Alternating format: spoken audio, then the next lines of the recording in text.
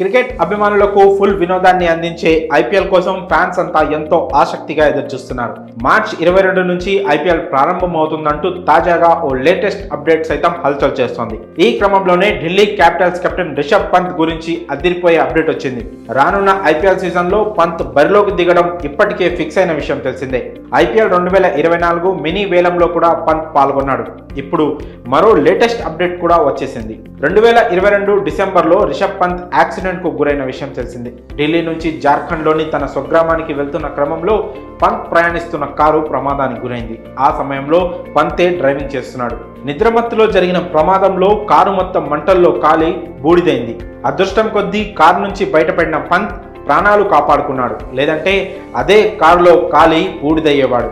ప్రమాదం నుంచి బయటపడిన తర్వాత చికిత్స తీసుకున్న పంత్ కాలికి తీవ్ర గాయం కావడంతో క్రికెట్కు చాలా కాలం దూరమయ్యాడు. ఇప్పుడిప్పుడే పూర్తిగా కోలుకొని బ్యాట్ పట్టి ప్రాక్టీస్ చేస్తున్నాడు.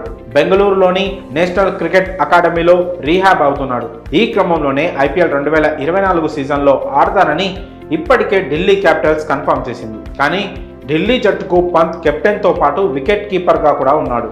అయితే కాలికి తీవ్రమైన గాయం కావడంతో పంత్ అప్పుడు వికెట్ కీపింగ్ చేయడం అంత మంచిది కాదని, అందుకే కేవలం బ్యాటర్గానే కొనసాగించాలని ఢిల్లీ మేనేజ్మెంట్ భావిస్తున్నట్లు, అందుకు బీసీసీఐ కూడా అంగీకరించినట్లు సమాచారం.